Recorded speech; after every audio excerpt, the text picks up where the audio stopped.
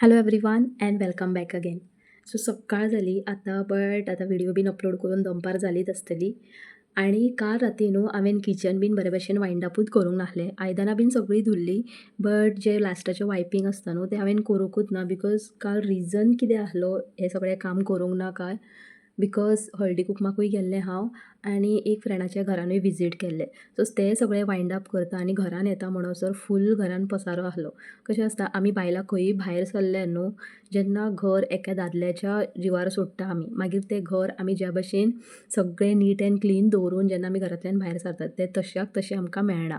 खंय ना खंय मॅस जाल्लोच आसता आनी म्हाजो छोटा कार्टून घरान आसल्या कारणान सगळ्या भर घरान पसारो आसलो आनी आयदनां बेजिनान तशीं किचनाचो ओटो तसो मागीर रांदपाचें आसलें म्हाका सो तें बीन केलें आनी तें सगळें जातकूच सगळें लायक झाडू मारता आनी फूल बॅड बीन सगळी नीट क्लीन दवरता. कपडे मशिनाक लायले सुकोवपाक घालता. पयलींचे कपडे सगळे घडयो मारून परतून वॉर्ड्रोबान सगळें बरे भशेन सेट करता म्हणसर इतलो टायम जालो मागीर फूल म्हाजी एनर्जीच देंवली.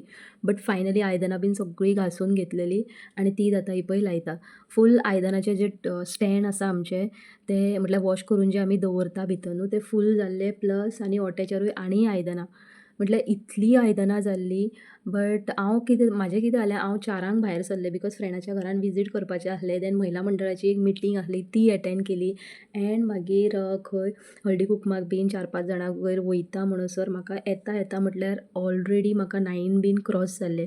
सो लकिली न्हू बायक येता आनी घोवाचेर लायक फूल डिपेंड रावचें पडना तेका लागून बरें पडटा.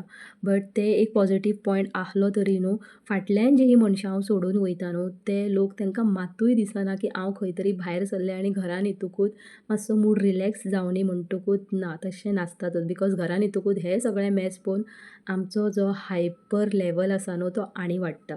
बट कशें आसा हें सगळें काम करपाकूच जाय आनी तें फायनली लास्टली आमकांच करचें पडटा. सो स्वताक मातशें कूल डावन दवरलें आनी सगळीं कामां वायंड अप करून घेतलीं. बट म्हणूनय दाखयलें की घरानूय येवन मातशें मरचेंच पडटा म्हणून. आमची बायलांची तशी डायलॉग्स आसतातूच न्हू सो तेका लागून मागीर सगळें क्लीन केलें म्हणून आयज मातशें सकाळीं न्हू चड काम पडलें. सो किचनाचें बरें क्लीन करूनूच फुडलें जें कितें म्हाजो ब्रेकफास्ट करपाचो आसलो तो करून घेतलो. आयज प्रॉब्लम कितें जालो जेन्ना चेडो आयज सगळें म्हटल्यार स्कुलाक बीन गेलो हांवें ताजें टिफीन वॉटर बॉटल भरली बट हांवें न्हू ऑलवेज हांव चॅक करता म्हाजी मिस्टेक आसली ऑलवेज हांव चॅक करता की ताजें कंपास एन ऑल आसा कितें ना तें. बट हे फावटी हांवें खबर ना कित्याक कंपासूच चॅक करूंक ना आयज आनी मागीर न्हू जेन्ना हांव सगळें हॉल बीन सगळें वायंड अप करतालें तेन्ना म्हाका कंपास मेळ्ळो आनी इतलें लायक म्हटल्यार अशें दिसतालें की इरिस्पॉन्सिबल कितलो आसा म्हाजो चेडो. बट खंय तरी म्हाकाय हांव स्वताक ब्लेम करतालें की सद्दां सकाळचें रिचॅकींग हांव करतां आनी आयज हांवें पळोवंक ना की कंपास ताजो बॅगान ना. आनी प्रॉब्लम हो आसलो की आयज न्हू ताजी EVS एग्जाम आसली. So my husband was literally खूब म्हटल्यार त्या बाबतीन तो खूब पर्टिक्युलर आसा. सो खंय तरी डावनफॉल जावंक जायना म्हणून तो लायक ना टिचरीक फोन कर मागीर टिचरीक फोन केलो टिचरीक सांगलें इन्फॉर्म केलें की ताणें न्हू टिचर कंपास बीन व्हरोंक ना सो शूड वी काम काय म्हणून. मागीर तियेन सांगलें ना आमी ताका दिता व्हडलोसो कांय इशू ना. बट त्या 10 मिनिट्सा भितर न्हू म्हाजो घोव इतलो हायपर जाल्लो की ना आपूण वयता आनी ताका कंपास दिवन येता म्हणून बिकॉज तो न्हू लायक कोणाक सांगचो ना कोणा कडल्यान मागचो ना मागीर एग्जाम कसो बरयतलो. खूब इन्सेक्युअर म्हटल्यार फील जाता तो खूब म्हटल्यार खूब इन्सेक्युअर फील जाता. कशें आसा एक चेडो आसल्या कारणान न्हू अशें आसतातूच. प्रत्येक पॅरंट्साचें आसता म्हाजेंच अशें ना बट प्रत्येक पॅरंट्साचें आसता. सो तो म्हाजो एक प्रॉब्लम जातकूच न्हू म्हाजे 10 to 15 मिनिट्स अशेंच गेल्ले लायक कितें करया आनी कितें नाका तें.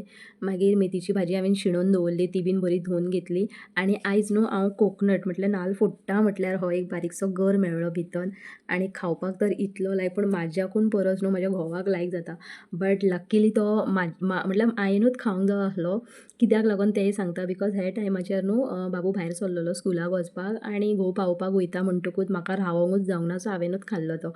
बट जेन्ना न्हू घोव येयलो तेन्ना ताका सांगलें की अशें अशें मेळ्ळो ही वॉज लायक दी म्हाका दी खंय दवरला बट हांवें ताका सांगलें हांवें खाल्लें म्हणून.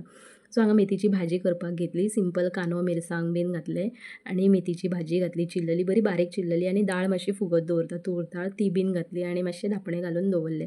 आयज न्हू मेथीच्या भाजये म्हाका चपाती करपाचें आसलें सो पीठ बीन हांवें दळून हाडलेलें न्हू हे फावटी सो हांव कितें करतां जेन्ना हांव च्यायेक जेन्ना उदक दवरतां न्हू तेन्ना पीठ मातशें मळून दवरतां आनी मागीर बाकीचीं थोडी कामां करतां तेन्ना म्हणसर पीठ बीन बरें मातशें मोव जाता तें आनी तेल बीन लावन दवरतां. सो हे भशेन बरें पीठ बीन मळून दवरलेलें आनी बरे भशेन मोव बीन जाल्लें तें. सो फटाफट 5 गोळे करून घेतां. चड कांय करिना हांव चपाती बिकॉज न्हू आमकां सांजचें तेंच रिपीट खावपाक आमकां बरेंच लागना तें आमी तशें केन्ना करना. सपोज म्हाका सांजच्या टायमाक परतून 2 चपात्यो जाय जाल्यार तितलेच क्वॉन्टिटीचें पीठ घेतां आनी मळून बीन दवरतां आनी देन तेन्नाच्या तेन्ना भाजून खावप तें एक्स्ट्रा अशें कांयच नासता. एखाद्री खंय तरी एक बीन अशी उरलीच जाल्यार ती चड करून खायत ना आमी उडोवन दिता. बट शेळी चपाती, शेळें जेवण बीन शेळो रोस बीन जेवता, शेळें चिकन खाता, शेळी नुस्त्याची चटणी बीन खाता, नुस्त्याची हुमण बीन आसता तें खाता. पूण शेळो शीत, शेळी चपाती देन भाजी बीन हे थोडे जे आसा न्हू कॉमन ते आमकां खावपाक जायना. सो तेका लागून न्हू म्हाका तर अशें दिसता की चडांत चड म्हाजो टायम चड करून किचनानूच वयता. थोडीं बायलां अशींय आसा खूब जाणांच्या घरान अशेंय जाता की सकाळचे चपाती आसता पळय ते दनपाराकूय खाता आनी मागीर सांज्याकूय खाता. But I don't like that की म्हाका जायना बिकॉज तें तितलें मोव आनी तो टेस्ट नासता मातसो वेगळोच लागता. हांगा एक्चुअली प्रश्न येता की आमी शेळें खायना हेजेर न्हू म्हाजें करपूच क्वॉन्टिटी मातशी कमीच आसा. बिकॉज पयलीं जेन्ना म्हाजें लग्न जाल्लें न्हू आईगेल्या घरा कडल्यान येयलें तेन्ना म्हाजी क्वॉन्टिटी खूब जाताली. म्हटल्यार आमी 5 जाणां आसलीं न्हू सो 2 मेंबर्स एक्स्ट्रा अशें जेवण जातालेंच म्हाजें. आनी मागीर न्हू खुबशे फावटी हांव उडोवन दितालें. तेन्ना न्हू त्या अन्नाची म्हाका व्हॅल्यू नासताली. खरें सांगू नवीनूच लग्न आनी नवेंच सगळें आसल्या कारणान न्हू कांयच कळनासलें की इतलीच क्वॉन्टिटी आतां करपाची. मागीर सकाळीं जर तर भाजी केली तीच सांजे परत खावपाक बेजार येता बिकॉज ती रिपीट जाता न्हू सकाळीं एक फावटी खाल्ली दनपारां तीच खाल्ली परतून रातच्याकूय तीच चपाती भाजी म्हटल्यार बेजार येतालो आनी जेवणाच्या टायमाक तोंडाकूय तीच अशी भाजी. सो मागीर कळोंक लागलें की even for a one day न्हू कितें तरी मातशें वरायटीज आसूंक जाय, मातशें डिफरन्स आसूंक जाय आनी हें न्हू स्लोली कळटा. टायम लागतातूच आमकां सगळ्यांकूच बिकॉज सगळें न्हू स्टार्टिंगूच सगळें सारकेंच जायना. लायक तशाक तशें आनी तितल्याकूच जाय अशें केन्नाच जायना. कोण तें आसूं खंयचें तें बरें लायक घरांतल्यान येवं किंवा गरिबाच्या घरांतल्यान येवं नाजाल्यार श्रीमंताच्या घरांतल्यान येवं सगळ्या कडल्यान मिस्टेक्स ही जातात. आनी पयलीं म्हाज्या कडल्यान अशें खूब जातालें. खुबशें अन्न न्हू हांव बेश्टें वेस्ट करतालें उडोवन दितालें. बट आतां म्हाजो आतां हात बसलेलो आसा की आमकां चपात्याक पीठ कितलें जाय, भाजी कितली जायी, शीत कितलें घालूंक जाय. एखाद्री ओके शीत बीन उरता that is the common thing आनी अशें म्हणटात न्हू की फूल आख्खें रातच्या टायमार सगळें निवळ करूंक जायना इल्लें तरी अन्न दवरूंकूच जाय म्हणून. सो शीत बीन उरता आनी रोस बीन उरलो जाल्यार नॅक्स्ट डे आमी पाव पोळी बर बीन अशें खाता. बट पयलीं न्हू भाजी बीन सारकी अर्द किल्याचीच करतालें हांव आनी मागीर दुसरे दीस उडोवन दिवप आनी टेस्टूय नासताली. बट आतां कळ्ळें कशें कितें एडजस्ट करपाचो, कितलो नाल्ल घालपाचे, कितले मसाले घालपाचे, मीठ कितलें, सपोज मीठ चड जालें तेका बॅलन्स कशें करपाचें एण्ड थोडे बेजिक्स थिंग्स आमी युट्यूबांतल्यानूय शिकता आनी चड करून आमी थिंग्स आमच्या लायफान जशी आमी फुडें सरता न्हू ताज्या वयल्यानूच कळटा. सो म्हाजेंय कितें तरी अशेंच जाल्लें आसा. आय एम नॉट सेयींग की हांव न्हू म्हाज्या आवयच्या पोटांतल्यान सगळें परफेक्टली शिकून येयलें नाजाल्यार म्हजें लग्न जातकच येस हांवें सगळें सारकें केलें. आय एम द परफेक्ट बहू, I am the perfect wife, I am the perfect mother. No. सगळ्या म्हणल्यार स्टेजी प्रमाणे न्हू म्हाजी मिस्टेक्स जायत आसा आनी त्या मिस्टेकांतल्यान हांव शिकून हांगा मातशें फुडें पावल्लेंच आसा.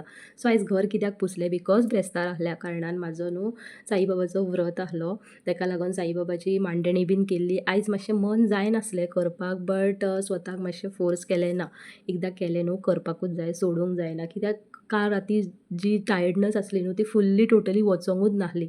आनी काल न्हू स्कुलान आमचें एक डॉक्टर विजीट आसली सो भुरग्यान फाटल्यान मातशें आड्डोन तेंकां सांबाळून तें बीन टायर्डनस आसलें आनी कालचें मकर संक्रांतीचोय टायर्डनस आसलो. तें सगळें जातकूच न्हू आयज फूल म्हाका बॉडीच म्हाका न्हू म्हटल्यार म्हाका सपोर्ट करिनासली हें सगळें करपाक बट स्टील हांवें हें सगळें केलें.